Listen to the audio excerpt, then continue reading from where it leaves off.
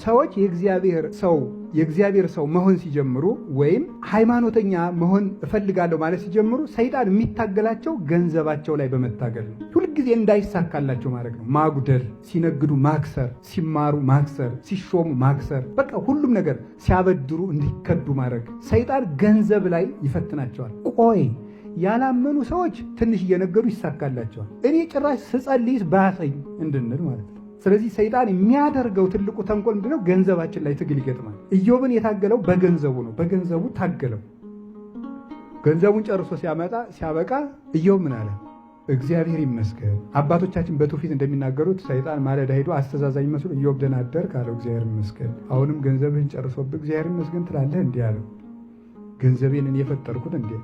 እግዚአብሔር ወሀበ ወእግዚአብሔር ነሳ። እግዚአብሔር ሰጠ፣ እግዚአብሔር ነሳ። ከእናቴ ማህፀን ራቁቴን እንደወጣሁ ራቁቴን እሄዳለሁ። ገንዘብ ይዤ አልተወለድኳል።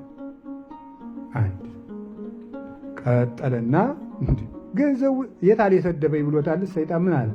አሁን ገንዘብ ቢያልቅ ምን ነውር አለው? ሰይጣን ምክንያት ያጣል እንዴ? ወጥተው ወርደው የሚነግዱ ልጆች አሉት አይደል እንዴ? ልጆቹን ብትነካበት ነበር እንጂ። ከዛ ቀጥሎ ደግሞ ልጅ ላለው ሰው ልጁን ይወስድበታል። ልጅ ለሌለው ሰው ደግሞ ከምንወደው ሰው ጋር እንድንለያይ ያደርጋል። ወዳጅ ይነሳናል ማለት ነው። ልጆቹን መጣና ጭርስ አደረገበት። ብቸኝነት የመጀመሪያው ፈተናችን ድህነት ይሆናል። ቀጥሎ ብቸኝነት ይሆናል። ከዛ ብቻዬን በቃ እንዴት ነው ልጆች ተመስገን ብሎ ኢዮብ ልጆቹን ቀብሮ ቁጭ አለ። ማለዳ ራሱን በተላጨ ሰው አምሳል ይላሉ አበው መተርጉማን በትውፊት በልቅሶኛ ቅርጽ ይዞ ሊያለቅስ ሄደ። ሰይጣን ደግሞ ሲፈጃ አድሮ ጠዋት ሄደና ኢዮብ እንደምን አደርግ? እግዚአብሔር ይመስገን። አሁንም እግዚአብሔርን ታመሰግነዋለህ። እንዲህ አድርጎ ደግሞ ልጆችን ፈጅቷል። ልጆችን እኔ የፈጠርኳቸው እንዴ? እግዚአብሔር ሰጠ፣ እግዚአብሔር ነሳ። ልጅ የሰጠ እግዚአብሔር ነው አይደለም እንዴ? ለልጅ ከእግዚአብሔር ተሽሎ የሚያስብ ሰው አለ እንዴ? የእግዚአብሔር ገንዘብ እኮ ሰው በገዛ አትክልቱ ቆርጦ ቢቀቅለው ልጦ ቢበላው በገዛ አትክልቱ ሰው እግዚአብሔር አትክልት ነው። ቢነቅለው ቢተክለው ምን ጨነቀ? አንተ ማሳደግ እንጂ ማኖር ያንተ ድርሻ ነው እንዴ? እያሳደገ ልውሰድ ካለ ተመስገን ውሰድ። አሁን እናቶች ያዝናሉ። ልጁ ተወልዶ ከማህፀን እንደወጣ ይሞታል። ተመስገን ነው እንዲህ ያዝሽ እንደውም እንኳን ሞተ። ምክንያቱም አንደኛ ይጸድቃል። ደስ የሚለው ነገር የ40 ቀን ጽንስ ከሆነ በኋላ ማንኛውም ህፃን የ40 ቀን ጽንስ ከሆነ በኋላ በምጽአት ጊዜ ጌታ ሲመጣ ወንዱ የ30 ዓመት ሴቷ የ15 ዓመት ሆኖ ይነሳሉ። ከ40 ቀን ጽንስ በኋላ ያለ ማንኛውም ልጅ። ስለዚህ ጻድቅ ልጅ አፍርታለች ይህች እናት ማለት አልከሰረችም። ወይ ሳላሳድገው አልከሰረም። ሌላው ቀርቶ ራሳቸው ካላደረጉት ጽንሱ 40 ቀን ከሆነ በኋላ ቢወርድ ጌታ ሲመጣ ያ ልጅ ተነስቶ በቀኝ ቆመ።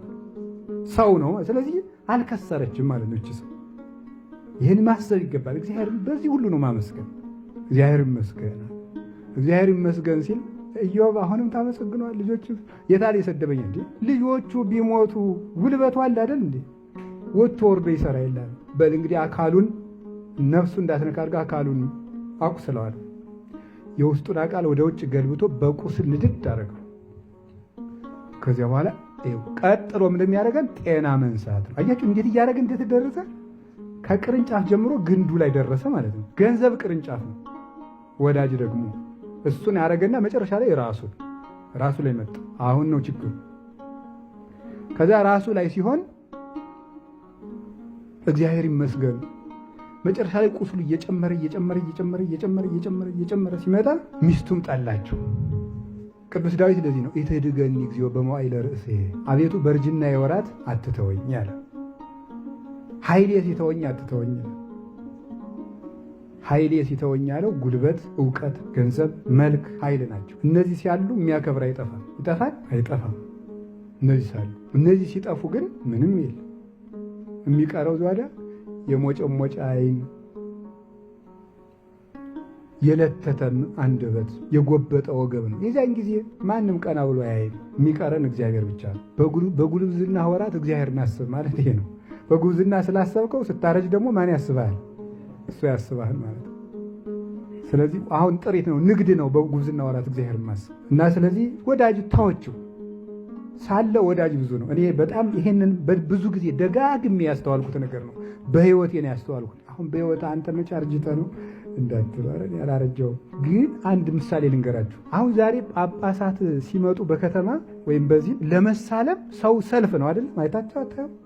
አሁን ቢባርኩን ምን አለ ምቀኞች ምንላለን አይደል? በዳር ሁነን እንደው ቆይ ደክሟቸዋል ምናምን የሚለን ሰው ልጭ አድርገን የምንሰድበው ማለት ነው። ታመው ግን ሆስፒታል ሲወርቁ አንድ የሚጠይቃቸው የለም። 3-4 ጳጳሳትን አይቻለሁ ሲያረጁ የሚጠይቃቸው የለም። አሁን ዛሬም ድረስ ማለት ነው። ዛሬም ድረስ አዲስ አበባ ስትሄዱ ገና ጤና ካላቸው ጳጳሳት ሰልፍ ነው ለመግባት። ያረጁትን ግን የአንድ ብርጭማ ይዘው እንኳን የሚጠይቃቸው የለም። ሽማግሌዎቹን ማለት ነው። ይገርማል እኮ የዚያን ጊዜ ጫፋቸውን ለመንካት ሲሯሯጥ የነበረው ዛሬ ዘወር ብሎ የሚያቸው የለም። አንድ እኔ አይቻለሁ በእውነቱ ስም መጥቀስ ስለማያስፈልግ ነው። አርፈዋል፣ በረከታቸው ይድረሰን። ሆስፒታል ሂጄ አንድ መርጌታ ብቻ ግሉኮስ ተተክሎባቸው አንድ መርጌታ ብቻ አጠገባቸው ቁጭ ብሎ ጭማቂ የለም፣ ብርቱካን እንኳን የሚያመጣ የለም። አሉ የሉም የሚባሉት ሊቀ ጳጳስ ማለት ነው። በፊት እኮ እኔን ጭምር እንዳልሳለም የከለከሉኝ ብዙ አጃቢዎችን አውቃለሁ። እኔን ጭምር እኔ አዲስ አበባ የሄድኩበት ሂጄ ግን የሄድኩበት ኑሮኝ ልጅ ሆኜ እንዳልሳለም የከለከሉኝ እነዚህ አጃቢዎች የሉ። ሆስፒታል ሄጄ ላያቸው ምንም ሰው የላቸው። እኔ በእድሜ ዘመኔ ሁሉ እውነቴን ልንገራችሁ እምጸልየው ጸሎት ቢኖር ከተሰማኝ ጌታ ሆይ በሰው እጅ አትጣለኝ፣ እንዲሁ በሰው እጅ ወድቄ መሞት አልፈልግም። እንደ ቆምኩ ቢገለኝ ደስታዬ። ጥሩ ነው ሽክፍ ማለት ሰው በጣም ከባድ ነው። ሰው ከባድ ነው። ሰው ዘወር ነው ዘወር ወደሚለው ዘወር ነው እና ኃይሌ በተለየኝ ጊዜ አትተወኝ አለ ቅዱስ ዳዊት። ስለዚህ እና በዚያውም እያስታወስኳችሁ ማለት አባቶቻችን ሲያረጁ አትተዋቸው። እዚህም ቢሆን ማለት ያረጁትን መጎብኘት፣ እናቶችን፣ አባቶችን፣ ሽማግሌዎችን ማዳመጥ ይገባል። እና የእግዚአብሔር ቤተሰቦች ሰው ኃይሉ ሲለየው ሁሉ ይተዋል። አሁን ኢዮብ የገዛ ሚስቱ ተወችው። ምን ታደርግ? ቁስሉን አውቆ ደግሞ ሰይጣን ቁስሉ እንዲሸታት አደረገ።